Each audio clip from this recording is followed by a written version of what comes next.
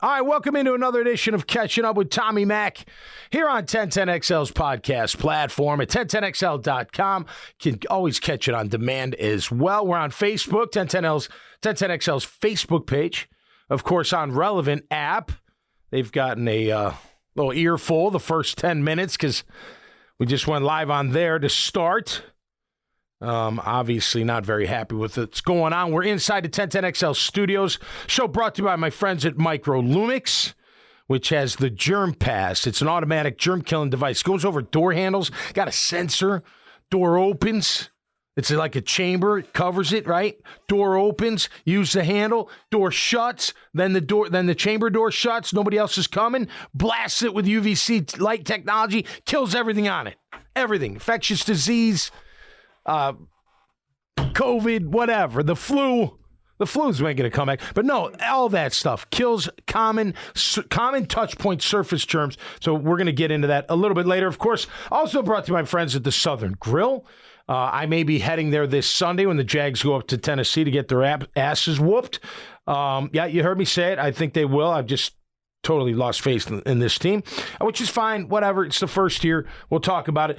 Southern Grill right there on the South Bank on Flagler Ave. Phenomenal food. I'm talking breakfast, brunch, lunch, dinner, nightlife. They got it all. Full liquor bar. Some of the best food you'll ever have. Got entertainment. Ton of TVs. I got the NFL Sunday ticket. Watch all your games. All the games there. All you want. Fantastic place. And, of course, at Goodfellas, my good friends over at the Cigar Lounge and Spirits right there on St. John's Bluff Road. Talk about entertainment at night. They got some great jazz, blues live. Oh, reminds me of Chicago when I'm in there at nighttime. But great to be here. And, it's Tuesday after the beatdown. They get killed by the Detroit Lions, 40-14. 20th consecutive loss to the NFC. They haven't won since they beat the Giants in 2018. NFC teams just might be tougher than AFC. I don't know. At least they are Jaguars. You know what? Here's the problem I have. I was going to say, I think that might just be a Jaguars thing. It might be. You're right. We have to look that up. Because the NFC is absolutely worse than the AFC. Well, I think that's just a Jags thing. I did the top 5. I got 3 NFC, 2 AFC. I'll do that later, but we'll see. Yeah, man. Good morning to you, Grant. How you doing? Good morning, sir. How are you? How's it going? This feels like a 2021 episode. It's just aggravating. I feel for the fans. I feel for the team. I feel for the organization. It's just not. It was so embarrassing. You put in your second string because you were losing so much. You know how embarrassing that is in the NFL? Yeah, that's bad. Like low rung, the lowest rung you can go. That's high school stuff. I mean, you protect your QB fine, but you take all of them out? And they don't look any better? I don't know, man. You look, both teams 4-7. Both teams, Detroit and Jacksonville. Which team showed up? Which team showed grit? Which team showed mental toughness? I mean, gosh damn, like what the hell's, how do you not show up for that game? That was a humongous game.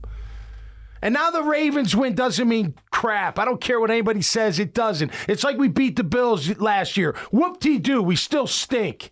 And we stink again this year. Better than last year, fine. Whatever makes you feel better. I don't give a crap how much better they are. They're still not any good.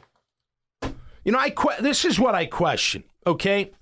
I question how much preparation these players are doing on their own. I question that. How much film study? How much, knowing the game plan inside and out? How much studying tendencies? How much working out? How much working on their wind, on their conditioning? Taking care of themselves. How much are they doing? Because I don't think they're doing that much. I don't think they're doing much in the regard of studying the opponent, knowing your playbook, knowing every snap of every down. Now listen to me. I know we all know this, but this is a full-time job. We think it's just this glamorous, celebrity type. Hey, they play on Sundays and they're great and they go to practice. Sure, they work hard, but then they're done. Look, when you leave the facility, your work's not over. Your day's not over. When you go home, sure, you rest, you play with the family, have dinner, but guess what? Then it's alone time. I got to study film. I got to study these tendencies. I got to study my game plan, my book. I got to know every single play of every snap and everything that goes with it. That's my job. That's my job. That's you're a professional football player, man. That is the damn job. And I'll tell you who's done it. Trevor's been doing it. Why? Because his game was going like this, and it still was, minus the drops. Missed a few throws, but the drops were terrible. You see him getting better. There's probably other guys, but I'm not going to even bring him up. I can't even think of them right now. But you see Trevor, what do you think he's done? He's been working on his craft. He's been working on his game. These other guys, you know what? I'll give Jawan Taylor a shutout. He shut down Hutchinson. That guy's nothing. No disrespect to the kid. He's having a fine year, but he don't impress me. Nor does Walker anymore, but I thought Jawan Taylor handled him fine. It's amazing, though, that Taylor gets away with false starts almost every single time. He's got it down, man. He's got it down to a wire. It's the most insane thing I've ever seen. I'm always like, did he move early? And either he gets away with a false start on every play, or he gets the best jump in the history of the NFL. I think it's both, because he gets a great jump. He gets a great jump. And he took care of business. Obviously, we'll get into that. We'll get into all the individual stuff, but that's my problem.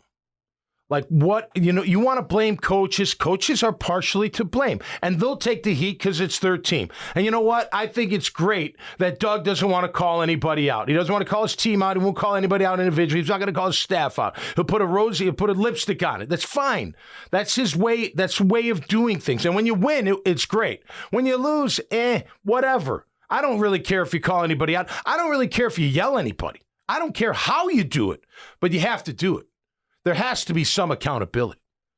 There has to be. And I just, to me, the players, I put it more on you, because this is what the coaches can't go out there and perform. A coach could tell you right before the snap, hey, let's just pick. Don't get beat deep. Okay, I won't. Got it, coach. Then you get beat deep. So is that the coach's fault or the player? Because I know a lot of you out there, you're like, nah, it's the coaches. It's a combination, no doubt. But I put more on the player. It's up to you to perform. It's up to you. Like, you take a test. You get a bad grade. Whose fault is it? Is it your fault, or is it the teacher's fault? You know what I mean? Like, no, you took the test. It's your performance. You're at fault. You look at the Lions, they got some grit, man. Mental tough. I mean, coming back from 1-6, and they're a pretty good team. They're not an upper echelon team. They're not, but they're a pretty good team. They got some young players. They got some older players. They got a nice combination. Their O-line is tough. They played really clean football, too. They do, yeah. They were the penalties on both sides weren't bad. We had 5 for 24. They had 1 for 10. I think I can remember like maybe 2 times their receivers dropped the ball. Yeah. Other than that, and then, maybe like a false start here and there or something. Other than that, there was almost never that they beat themselves in any sort of way. Well, I don't even, whatever. They beat us. Oh, no, 100%. No, That's what I'm saying. I know what you're saying, but the Lions never punted. It's insane. Okay. Hey, punter, take the day off. You deserve it. Scored on all 5 first-half drives and first 3 possessions in the second half. So 8 possessions in a row, they scored. I mean, gosh, are you kidding me? Now, and I don't want to hear, we got to revamp the D. No. I mean, you just put this D together. You picked them.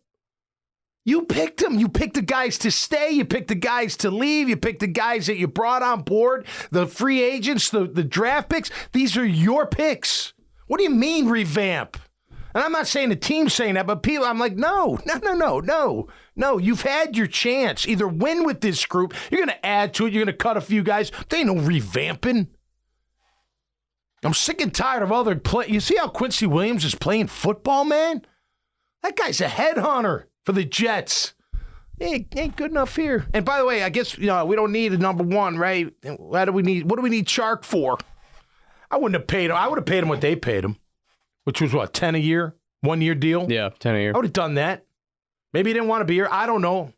I saw what he said. He got a game ball after the game, and he said, it feels good to be part of a team. It's great. I don't think he didn't feel that here, but he goes up there, 20 yards catch. Now, he hasn't had a big year. I'm not going to give him that much praise, but he kicked our butt. He took care of our DBs all day long. So did St. Brown. He's good. I like him a lot. Swift, very good. We shut down Williams for the most part. I'll go through the stats. I got all those. The fumble hurt. Fine. But then we drive down. This is what bothers me about this team. Okay, and I'm going to single out Zay Jones. Great game last week, and we praise the heck out of him. Then bad game this week, we're not going to do that. That first drop, that was a tone setter, man. You make that play. Now, granted, maybe you still don't get 7, but you got a better chance of getting 7 than settling for 3 there. I mean, they went right down and scored. I get it, but we come back and and then another third down. We've got a little drive going and drop it again. Like, what are you doing? And why isn't he out? Like, come on. You know what? I'm sorry. 2 drops. Maybe I'm being a little, I don't know. I think I would do this. 2 drops, I'd be like, you know what? Go sit down and think about things. Your head ain't in the game. Who's up next? Let's go. Give me somebody that can catch the damn ball. Tim Jones, Jamal Agnew. Tim Jones. You're up. I know. I'm like, put in Tim Jones. He got in there a tiny bit, Fuck. Excuse my language. I'm not supposed to say that, but it just... You said but. I did, but it just drives me insane. I mean, the return, their kickoff return, punt return was only 1 for 10, but their kickoff return beat us. Why wouldn't we show up? Like, why wouldn't you show up for this game? It doesn't make sense. You didn't clinch nothing. You eked out a win last week. It was a great win, but it wasn't like any dominating performance. You had to prove yourself again. It was right there for you. They showed up. They got grit. We don't have grit. Why don't we have grit is what I want to know. And look, Mike Caldwell, and again, I know the fans are all calling for your head and all this stuff. Look, you can only do what you can do. You do have to make adjustments. We got to figure something out. You're getting no push inside. None. Your run defense it's okay. It's not terrible. It's not great. It's somewhere in between there, more towards half, I guess. But you got to figure something out. And I'm telling you this. I say this all the time. And he knows this. He knows this better than I do. If you're going to play zone and you rush 4, they better be good enough to get there. Because if you don't, there's always a hole in zone. And when you got to cross and pass guys off, there's going to be a guy open. If my quarterback gets to sit there and have time to throw, I will pick you apart. Just like Jared Goff. Oh, Jared Goff can't play anymore. What'd I say? If you don't get to him, he can hurt you. What did he do? You didn't get to him, and he hurt you. I mean, he's not the number 1 pick overall for nothing. He's got all the tools. Now, granted, when you rattle him, he breaks down. Sure he does. We didn't rattle him at all. All he did all game was just take the profit. It was 6 yards, 6 yards, 7 yards, 8 yards, 5 yards. Let me tell you something. Some of that was he threw for 7.8 yards an attempt on 41 attempts at 75% completion. Yeah. He was averaging almost 8 yards a throw. Some of that was little dink, but he was getting it down there. When you have time, you can. I mean, so to me, so there I would be like, Coach Caldwell, like, why aren't you, when they did have success, what did they do? They blitzed. Yes. Alukin. Yes. Great blitz. Great pressure. Screwed things up. Great. Well, if that's what you have to do, that's what you have to do. And I know you learned under Jim Johnson from the Eagles. He brought 9. Wasn't afraid to bring 9 if he had to. No, not every play you can't do that because you get burned. And if you don't have corners you can trust, you got to be able to trust Tyson Campbell, I would imagine. One-on-one. Now, he didn't have a great day. He got worked a little bit. But overall the rest, I'm trusting him the most for a man-to-man, coverage that I can send more people. But if you're going to play zone and you don't get pressure, ain't going to work. And you know what? Play deep zone. No big deal. They'll just complete passes underneath, and you better be a good tackling team, and we're really not. So, Tommy, you played linebacker in this league. Yep. Can you explain something to me like I'm 5 because I'm clearly not understanding? Yep. How come when I watch a regular NFL game, Team A versus Team B. It's the 49ers versus the Colts or something. I don't know. I'm just making up teams. It's just a random game. Yep.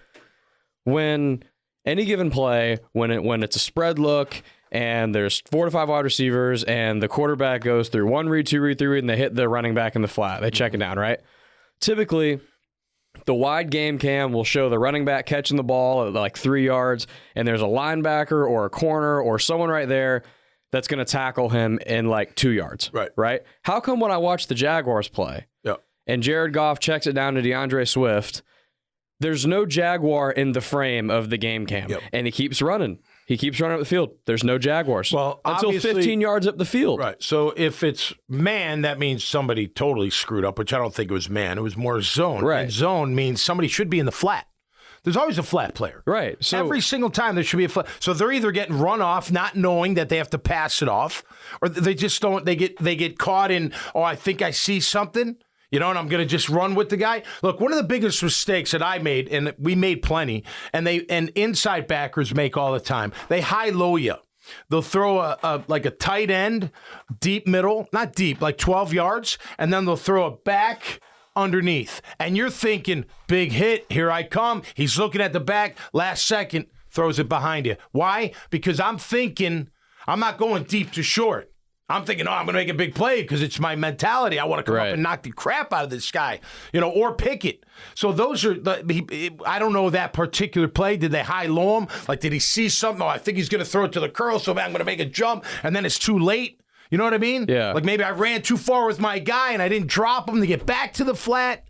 So something's going on. It just felt like... Let me tell you something. You can sit there and be like, well, the coaches should instill it. I guarantee you the coaches instill it.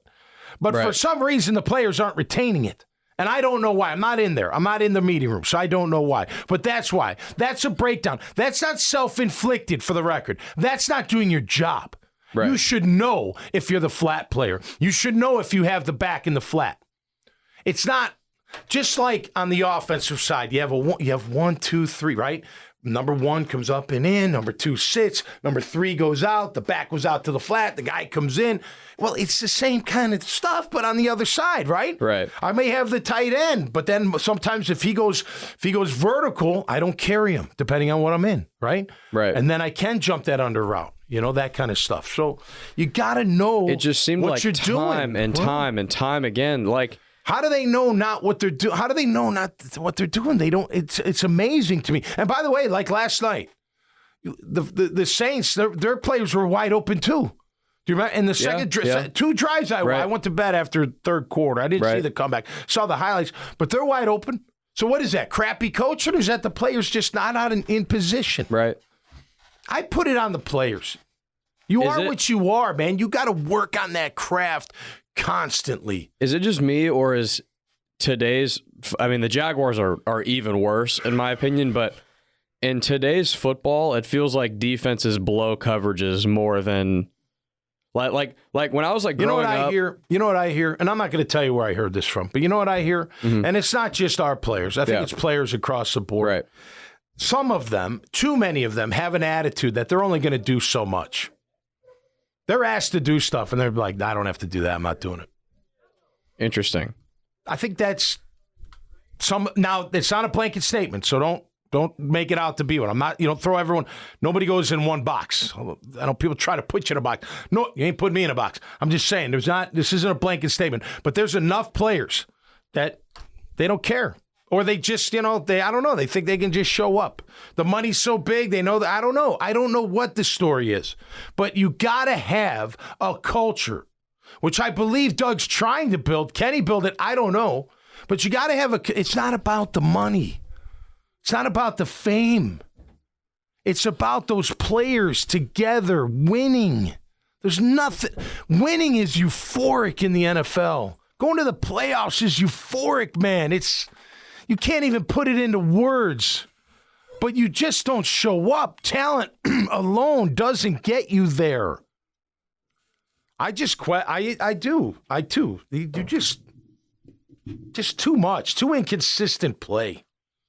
Too much. It's just why do you have paid professional athletes this late into the season not be on the same page on certain coverages that they've run all year? It's a great question. That's crazy to me. That's a great question. And like you look at the Titans-Eagles game, A.J. Brown, former Titan, on his touchdown. They let one slip away, too. Did you hear that? He's by his freaking self. Like, how... No, I know. I don't understand how our Unless NFL... it's a play they've never seen, like it's a new wrinkle that just totally blew them away, which isn't probably the case. That's like a small percentage. Somebody forgot to do their job. It's a missed assignment. It's a mental error. You get a negative on the grade sheet for mental errors. M-E. You screwed something up. You didn't have the right coverage. You didn't do the right check. You're not in the right gap. I don't know, man. I don't know. And it seems like getting people out of the flat like that, running backs or whoever it may be, has been an issue for this team all year. Well, remember, the people are open all year. And it's zone. It's zone. Right. It's not man. And then the rubs. Look, okay. Rub. Okay. You either have to go over the top or underneath. You can't just let them run into it. You have to see it coming. And it's not just the Jags. I see it a lot. Like here I am in the slot, right? And I got my guy, and the outside guy comes in, and so does the DB. I don't just stand there and let him run into me and watch the guy go to the flat who's wide open. I got to work through that. I either got to go underneath it or I got to go over the top and then get back to my coverage as fast as I can. I mean, you got to see that stuff coming, your peripheral vision. I don't know. You know, you want to put it on coaches? I'm putting it on the players. I'll put it on the coaches too, don't get me wrong. But the players, come on, man. This is your job. This is your team. You got to do it. You got to be the ones that do it. And I don't know, no excuses in my book. The ETN fumble stunk. Great job by them ripping it out. He had a nice game. We didn't really, we got behind. We couldn't stop him. So we couldn't really get into a running rhythm, but nonetheless, he was all right. Christian Kirk had a great game. He's worth every penny. So shut up about his contract if you're talking about it, but he's worth every penny in my book. Ingram, scored a touchdown. Cam, man, lucky he didn't get his quarterback killed. Almost did. That was a rookie, too. That guy's a pass rusher. Houston? He's a Gator. Rook. Is he a Gator, too? Yep. Man, they're picking some Gators, man. But, look. Clean hit, like too. I've said, yeah. Totally he hit him in the hit. waist. He didn't go low. He just, like they do. They roll with them. There's no other way to go. You can't land on them. You have a 15-yard penalty. Right. So you got to roll, I guess. Look, Cam, what do I say every year? He's good for 90%, 85% of the time. That 10-15 can cost you at critical moments. But, I'm just glad T-Law's not hurt severely. That looked bad. I thought it was bad. I did too. I did. I didn't think, I thought more like MCL type, just the way he kind of twisted. That ankle got stuck. I thought maybe a high ankle sprain, but I'm glad he's okay. He's a tough dude. He's got grit. T-Law's got grit. I don't think everybody else has grit. Nonetheless, we'll go through the stats, although you're not going to like it too much. What do I say? I'm going to quiz you, Graham Marsh. I'm ready. I'm here. What's the one stat I look at, whether I watch the game or not? And of course, I watch the game. That kind of tells a big part of the story and who won and who lost. Family Feud. One question. Is it third down percentage? You retain information. Yes, See sir. that? You study your playbook. Yes, sir. Third down. When I go home, I put it on my TV. I rehearse our podcasts, and I go over and I watch the film. There you go. Third down, Lions 8 for 12, 75%. Easy conversion. Jaguars 3 for 12, 25%. That is horrendous. So that's terrible. Fourth down was good, 3 out of 4. They didn't go. They didn't have any try. 2 sacks for both teams. We had 5 QB hits. I don't remember seeing them, but we did. I know Aluakin got him a couple times, so good. Blitz. I don't know. And Muma had a pretty good game. There's a video on I think it's on Twitter or something like that. Where there's a double team on Foley, kind of turns him a bit. That's centered, like he kind of gets off balance and then gets to Muma. Uma's got to see that, man, and just go smash that running back right in the face. And he might come off that block quicker and get in your way, but at least you plug that hole. And then if he bounces, well, then that's where Foley's got to be, where he was. So, but Muma's, look, he can run, that kid. He's not faster than I thought he was. He can run, but it's hard to say that anybody played that well on a defense that just stunk. 31 first downs to our 14. I'm so glad Devin Lloyd's out there making plays, right? And that's the thing. Like, do you change it up? Do you change it? Yeah, you traded up for him. Nobody told you he doesn't retain information very well, doesn't figure out coverage. Maybe that's why didn't he blitz a ton at Utah or rush a ton or something? He's a great athlete. Listen, that's where I'll tell the coach. You do have to, look, if you got to dumb it down, and that sounded negative. People all learn different. I could learn like that. That was one of my things. But there are other guys in they couldn't, whatever. You figure it out eventually. But if you got to simplify to make it to where, okay, I get it now, well, then you have to do that. But you can't do it at the expense of the entire defense. Does that make sense? You can't do that just for one player. There's far too many guys and it goes back to the point that you made earlier in the show about how they've invested too much in this defense to act like we need to revamp the whole thing. There's far too many guys that they've made. Let me ask you a question. I'm sorry to cut you off. Who was their number one free agent target on defense? Who was the Jags? Yeah. Number one free agent target? It was Foley, the nose tackle. Oh, yeah. Has he been? And he's one of them. What's he done overall that's worthy of that contract and of that, I got to have this guy? Where is he? And by the way, my Jets friends who watch the games up there, they're like, man, he was our best player. We love him. I mean, Quinton Williams, but he was one of we love this guy. You're going to love him down there. But look at this year. If you look at this year and last year, which, you don't sign guys to only play for a year. Rayshon Jenkins, Andre Sisco, Shaq Griffin, Tyson Campbell, Foy, Aluakin's been fine, so I'll take him out. So is Jenkins. Jenkins been pretty good. Jenkins had a good year. That's fair. He's been pretty good. Shaq Griffin, Foley Fatukasi, Devin Lloyd, Trayvon Walker, all these dudes that you've made tons of investment in. Josh Allen, I don't hear his name. Right. I don't hear their names during the game. I know. What are we doing? And where's Smoot? Where was Smoot this week? I didn't hear his name at all. I saw Key a little bit, but I didn't really hear his name that much. I saw Key in terms of I saw him on the screen. Yeah. I didn't see him make plays. I saw this stat where he's 9th in the league in pressures when he's out there. I'm like, I'm so sick of hearing crap like that. That needs to be more clearly defined. What is it? Is it just making a quarterback move? What if he makes a throw? Then who cares? That's not a pressure. I am so sick of hearing stuff like that. It's just, you know what? It's silver linings, Graham. That's society. Oh, well, at least, we got a good quarterback. Or wait, no, it just makes people feel better. It's not the truth. You watch the whole game and all these dudes do nothing. Silver lining. But Next Gen Stats has them at the 11th best. Yeah, shut up, great. dude. So that must mean the top 10 stink. You aren't very good. I don't know. Just very, very, very frustrating. Of course, we've got Tennessee up there. Going to be a tough one.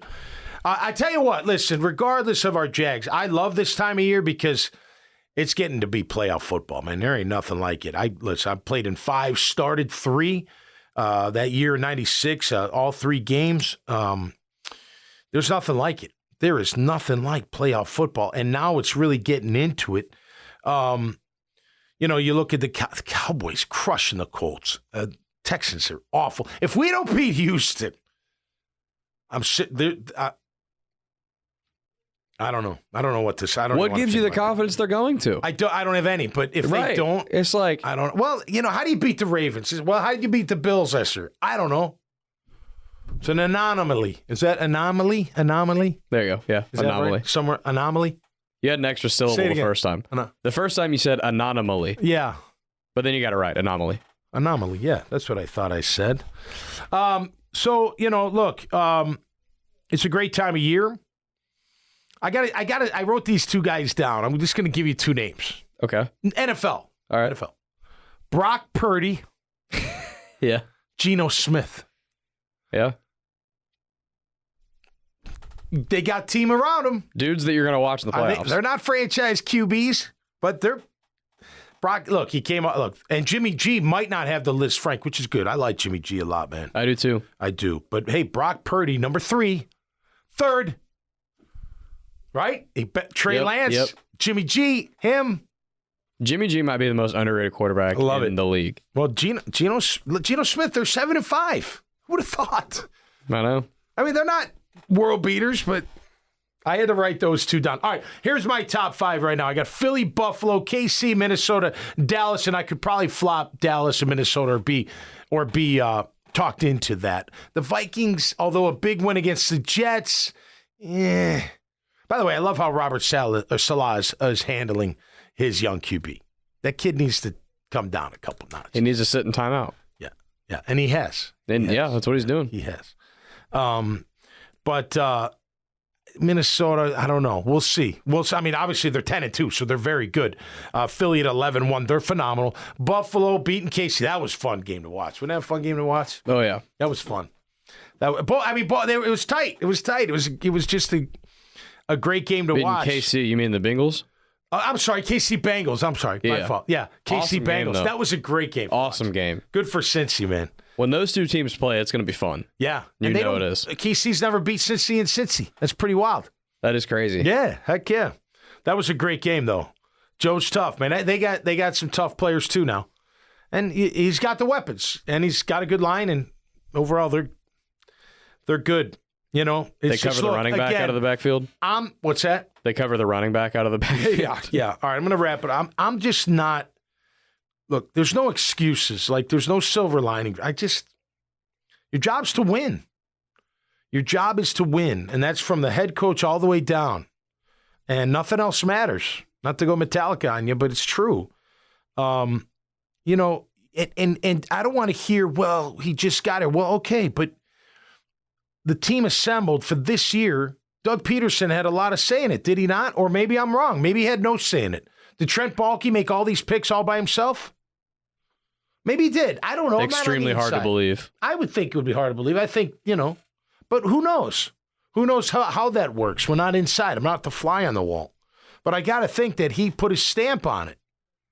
And this is his team. It's like, look, you decided to keep Cam Robinson. Cam's been playing good. He has. But he's not you can't count on him 100% of the time. You decided not to draft. You decided not to go after him. He's not Trent Williams. That's fine. No, he's nowhere near Trent Williams. Nowhere near. But Trent Williams is phenomenal. I mean, I love him. These defensive players that you've brought in, you picked them. When did Griffin come in? 2 years ago, right? Shaq? Yeah. So he didn't pick him on that. Now, and that's another mind boggler. It comes from Seattle. They're zone 3. You're not playing man with him. He's not a man-to-man quarterback or cornerback. On the fifth quarter on Friday or on Sunday night after the game, Coach Campo was talking a little bit about this with us. Yeah. He's talking about part of the problem that the Jaguars have run into is in the last 3 years they've had 3 different defensive coordinators with 3 different philosophies and 3 different personnel groups, and it doesn't really match. You got to figure out. It's just a bunch of guys. What you're going to be. 100%. What you're going to be. So you got to figure out, am I going to be a zone team? Am I going to be a man team? Am I going to be a hybrid? Am I running a 4-3? Am I running a 3-4? Am I running a 5-2 or a 3-3-5? What am I going to run? And that's where it's like the coaches can call for Caldwell's head all they want, but it's like, is just getting new D coordinators every year the solution? Oh, 100%. They picked him. Totally. They don't get any. The lack of play by Josh Allen has got nothing to do with Mike Caldwell, in my opinion. It has everything to do with Josh Allen. Yeah, Trevon Walker disappearing. That does nothing to do with Mike Caldwell. That has everything to do with Trevon Walker. Guys getting beat. Guys getting pushed around again. Right? That's not on the coach. That's on the player. Okay, maybe he called the wrong defense, fine, but I can't get thrown around. I can't get blocked. I got to make a play. I can't be out of coverage. I can't be off my man. I got to. So you want to blame the GM? You could start blaming the GM. He's picking these players. It's his, he's the one going grocery shopping, as Parcells would say.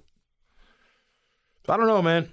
I don't know. Listen, life goes on. I'll still cheer for him. I want him to win. And it does tick me off. And I look, it's not personal. I got nothing against anybody, man. I wish nobody ill will. You don't have to tolerate to forgive out there. Don't forget that one. Thank you, Father Tom.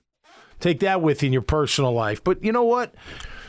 Just think of last week, how happy everybody was. I mean, in 1 week, joy. And then, you sons. I want to rip everyone's head off, you know? But that's what makes football great. It does. That's what makes the NFL great.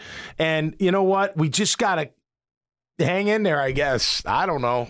You know? I don't know. I like Doug. I believe in Doug. I got to see more. I personally would think that a Doug Peterson team would be more disciplined. And I don't mean penalties. I mean just in everything. Knowing what they're doing, being prepared, being ready, all of that. I put it more on the player. Trust me, I do. But, all right, that's it. Time to rock and roll Hoochie Coo out of here. I hope you all have a great day. Thanks for tuning in. Go Jags, LFG, exclamation point all the way through. But come on, man. You got to... Doug says we're not out of it yet. I think you're out of it. He's got to have that mentality, though. And so does the team. Look, you got 5 games to play. What's your job? To be the best that I can be every Sunday. That's the job. So be it. No excuses. Till next time, stay safe and be cool out there. Hope you have a great week. We'll be back on Friday from the 1010XL studios on 1010XL.com. Of course, on the Relevant app, streaming live right there. You got a little exclusive in the beginning of the show on Relevant if you want to check that out. On the Jaguars channel, of course, on Facebook. Good to see you, Facebook. You've been listening to Catching Up with Tommy Mack. Be safe out there and be cool. And have a great day. Peace.